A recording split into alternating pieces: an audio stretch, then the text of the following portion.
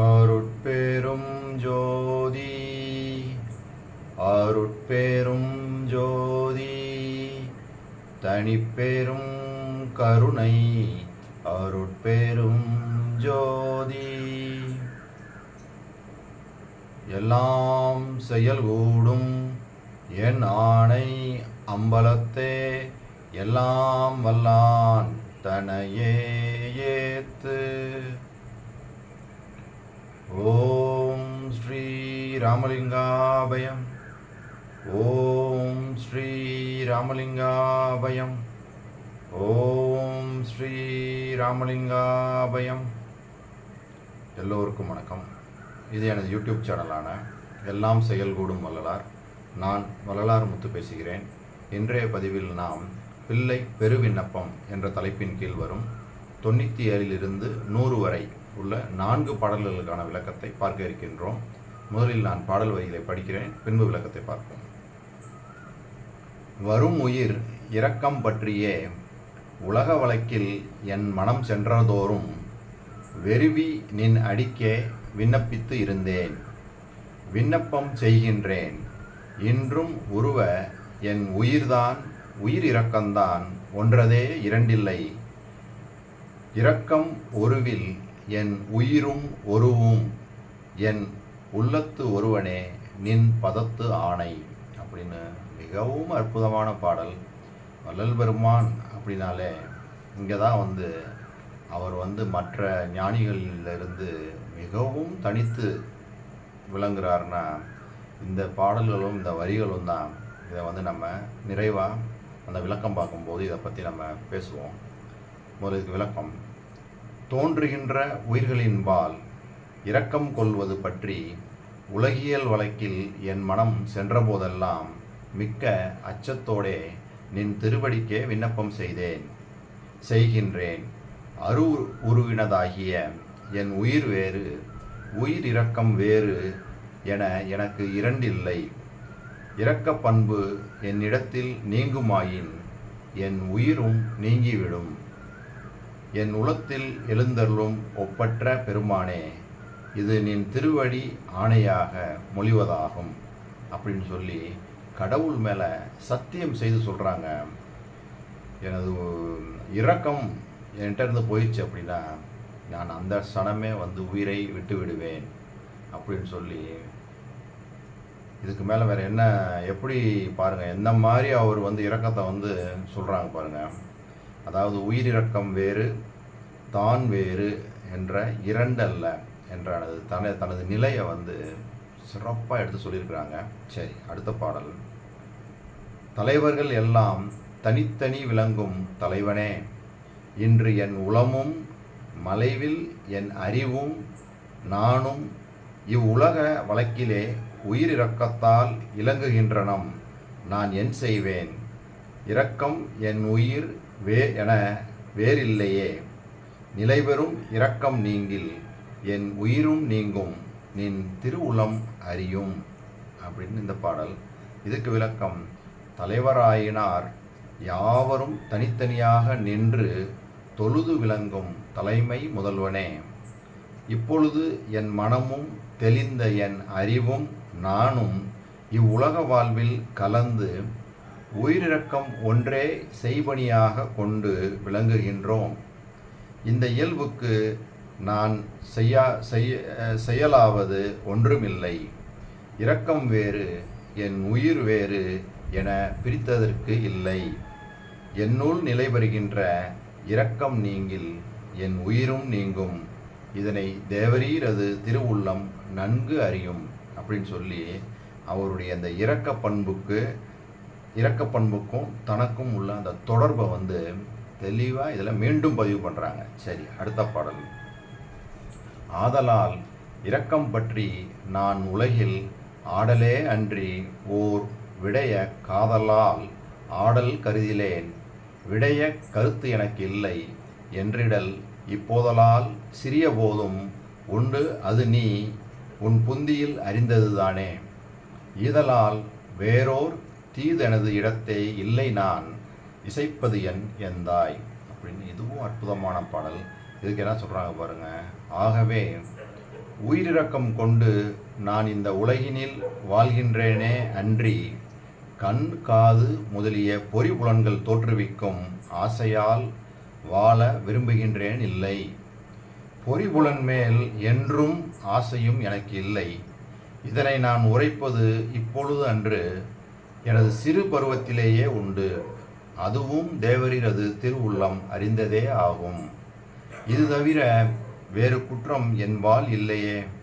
இதை நான் எல்லாம் அறிந்த உனக்கு எடுத்து உரைப்பது வேண்டாதது ஆகும் அப்படின்னு சொல்லி, உயிரிறக்க பண்பு ஒரு குற்றமாக கருதினா கூட அதை தவிர வேற எந்த ஒரு குற்றமும் நான் செய்யலையே அப்படின்னு சொல்லி தனது அந்த நிலையை மீண்டும் வற்புறுத்தி சொல்கிறாங்க. சரி, அடுத்த பாடல்.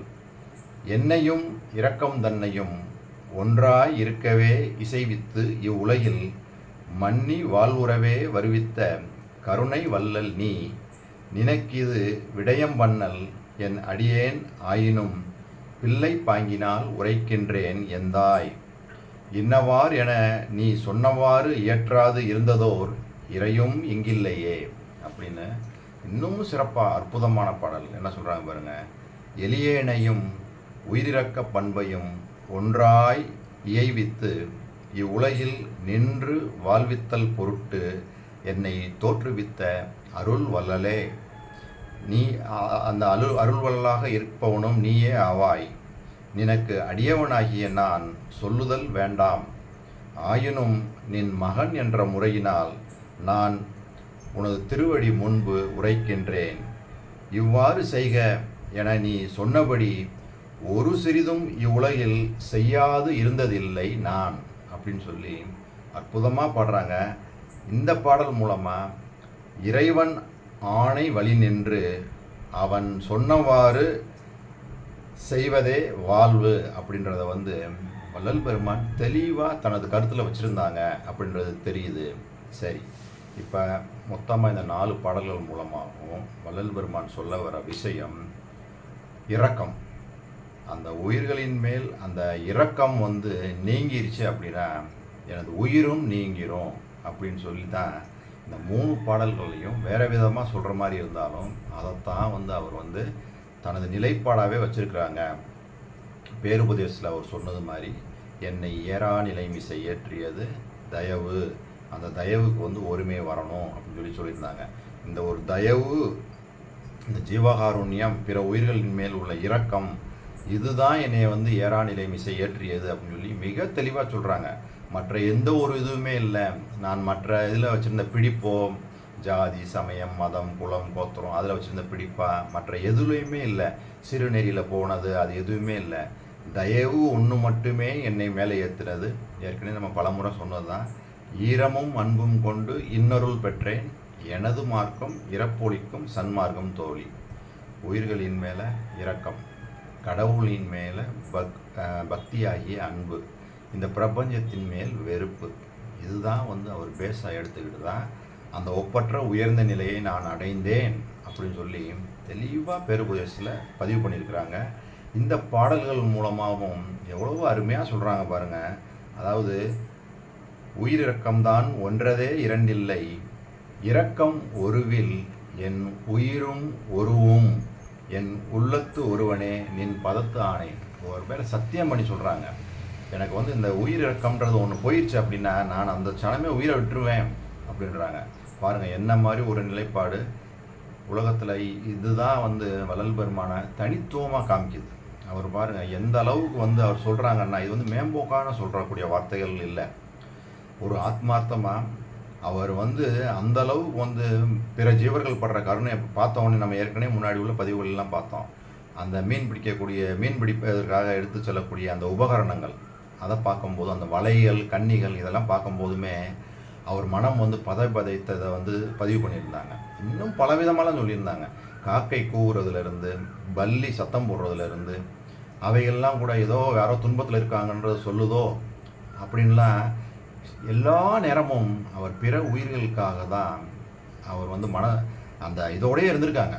அந்த பேருபதேசத்தில் கூட அந்த ஒருமை வரணும்னு சொல்லிட்டு அதுலேயும் தெளிவாக சொல்லியிருப்பாங்க.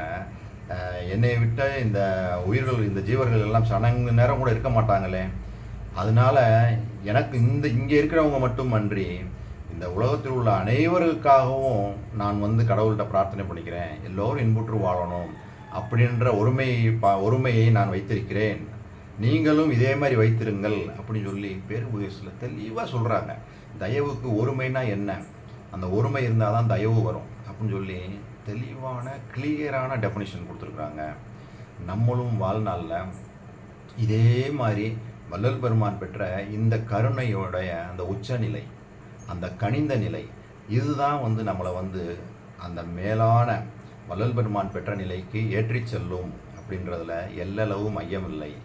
இதுக்கு வள்ளல் பெருமான் ஜீவகாருண்யம் முதல் பிரிவில் சொல்லியிருக்கிற முத்தாய்ப்பான ஒரு செய்தியை மட்டும் படிச்சுட்டு இந்த வீடியோவை நான் நிறைவு செய்கிறேன்.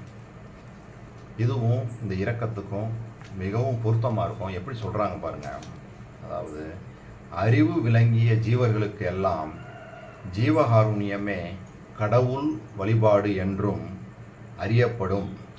அன்றியும் ஜீவகாருண்ய ஒழுக்கத்தை உடையவர்களாகிய அருந்தல் பொருந்தல் முதலிய பிரபஞ்ச போகங்களை அனுபவிக்கின்ற சம்சாரிகள் எல்லாம் சர்வ சக்தியை உடைய கடவுள் அருளுக்கு முழுவதும் பாத்திரம் ஆவார்கள்.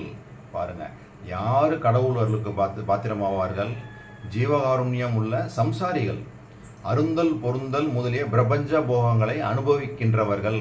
பாருங்கள், நம்மளை தான் சொல்கிறாங்க. சில பதிவுகளுக்கு முன்னாடி பார்த்தோம், துறவை அவர் விரும்பலை அப்படின்னு சொல்லியிருந்தாங்க. அவரும் அவர் நண்பரும் பேசிட்டு, இல்லை நம்ம துறவுக்கு போயிடலாம், இந்த பிரபஞ்சம் வெறுப்பாக இருக்குன்னு சொல்லி போகலான்னு முடிவு பண்ணி சில நாள் அங்கே பயின்றுட்டு இருக்கும்போது கூட கடவுள் வந்து இல்லை, இது சரியான கூடாது, இது தவறான வழி அப்படின்னு சொல்லி அவரை மீண்டும் அங்கேருந்து வெளியேற்றி உள்ளே வர சொல்கிறாங்க. அதாவது இந்த இல்லற வாழ்க்கை, இந்த இதுக்குள்ளே வர சொல்கிறாங்க, உலகியல் வாழ்வுக்கு தான் வர சொல்கிறாங்க அப்படின்றத அங்கே தெளிவாக பதிவு பண்ணியிருந்தாங்க. இங்கேயும் பாருங்கள், வார்த்தைகள் பாருங்கள் எவ்வளோ தெளிவாக இருக்குது பாருங்கள். ஜீவகாருண்ய ஒழுக்கத்தை உடையவர்களாகிய அருந்தல் பொருந்தல் முதலிய பிரபஞ்ச போகங்களை அனுபவிக்கின்ற சம்சாரிகளுக்கெல்லாம் சர்வசக்தியை உடைய கடவுள் அருளுக்கு முழுவதும் பாத்திரம் ஆவார்கள். அப்போ நம்ம தான் வந்து அந்த கடவுள் அருளுக்கு முழுவதும் பாத்திரம் உள்ளவர்கள். ஜீவகாருண்யம் உள்ள சம்சாரிகள் சம்சாரத்தில் தான் இருக்கணும், அதுக்காக இதை விட்டுட்டு ஓடிடக்கூடாது. ஆனால் அதே சமயத்தில் எல்லாத்துலேயும் பிடிப்பு வச்சுருக்கக்கூடாது, அதையும் சொல்கிறாங்க. அதுக்காக வந்து இங்கேயே இருந்துக்கிட்டு எனது மனைவி, எனது குடும்பம், எனது வீடு, எனது அதெல்லாம் தூக்கி போட்டுறணும். இது வந்து கடவுள் வந்து நம்ம இங்கே இருக்க வச்சுருக்காரு அப்படின்னா அந்த உயிரிறக்கம் பண்ணுறதுக்கு தான் இருக்க வச்சுருக்குறாங்க. அதுதான் நம்மளுடைய தலையாய குறிக்கோளாக இருக்கணும். கடவுள் மேலே பக்தி, இது ரெண்டு தான். இது ரெண்டை மட்டும் வச்சுருந்தாலே போதும். இந்த பிரபஞ்சத்தின் மேலே எது மேலேயும் பிடிப்பு வச்சுருக்கக்கூடாது. ஏன்னா எதுவுமே நிரந்தரம் இல்லை, இது எல்லாமே மாயையுடைய செயல் அப்படின்றதுலையும் நம்ம தெளிவாக இருக்கணும். இவ்வளோதான், இதுதான் அறிவு விளக்கம். பாருங்கள் எவ்வளோ தெளிவாக சொல்கிறாங்க பாருங்கள். அதுதான் சொல்கிறாங்க, அறிவு விளங்கிய ஜீவர்களுக்கெல்லாம் ஜீவகாருண்யமே கடவுள் வழிபாடு என்று அறியப்படும். பாருங்கள், அப்போ அறிவு விளக்கம் போட்டாங்க. அப்போ யார் இந்த தெளிவு வந்துட்டு அவங்களுக்கு ஜீவகாருண்ய ஒழுக்கமே கடவுள் வழிபாடு, நம்ம எங்கேயும் போய் அலைஞ்சு தெரிய வேண்டியது இல்லை அப்படின்றது தெளிவாகுது. அடுத்த வரியை பாருங்கள், இன்னும் தெளிவாக இருக்குது. ஜீவகாருண்ய ஒழுக்கம் இல்லாமல் ஞானம், யோகம், தவம், விரதம், ஜபம், தியானம் முதலியவைகளை செய்கின்றவர்கள் கடவுள் அருளுக்கு சிறிதும் பாத்திரம் ஆகார்கள். அவர்களை ஆன்ம விளக்கம் உள்ளவர்களாகவும் நினைக்கப்படாது. ஜீவகாருண்யம் இல்லாது செய்யப்படுகின்ற செய்கைகள் எல்லாம் பிரயோஜனம் இல்லாத மாயாஜால செய்கைகளே ஆகும் என்று அறிய வேண்டும். பாருங்கள் எவ்வளோ தெளிவாக சொல்லிட்டாங்க பாருங்கள். ஜீவகாருண்ய ஒழுக்கம் இல்லாமல் ஞானம், யோகம், தவம், விரதம், ஜபம், தியானம் முதலில் எது செய்தாலும் அவங்க வந்து கடவுள் அருளுக்கு பாத்திரம் ஆக முடியாது. அப்போ அந்த ஜீவகாருண்யம் இல்லாமல் செய்யக்கூடிய செயல்கள் எல்லாம் எப்படிப்பட்ட செயல்களாம்? பிரயோஜனம் இல்லாத மாயாஜால செயல்களே ஆகும் என்று அறிய வேண்டும். தெளிவாக இருக்கு. அப்போ எந்த ஒரு காரியங்களை நாம் செய்தாலும் அதில் வந்து ஜீவகாருண்ய ஒழுக்கத்தோடு அதை செய்து பழகி வரணும். ஜீவகாருண்யம் ஒழுக்கம் இல்லாமல் நாம் ஒரு காரியத்தை செஞ்சோம்னா அவையெல்லாம் மாயாஜால செயல்கள் என்ற இந்த சிந்தனையோடு நான் இந்த வீடியோவை நிறைவு செய்கின்றேன். இதுவரை பொறுமை காத்து எனது வீடியோவை பார்த்த உங்களுக்கு கோடான கோடி நமஸ்காரங்களும் நன்றிகளும். மீண்டும் நாளைய பதிவில் வள்ளல் பெருமான் இன்னும் பல விஷயங்களை சொல்கிறார், அவற்றையெல்லாம் பார்ப்போம். அருட்பெரும் ஜோதி அருட்பெரும் ஜோதி தனிப்பெரும் கருணை அருட்பெரும் ஜோதி.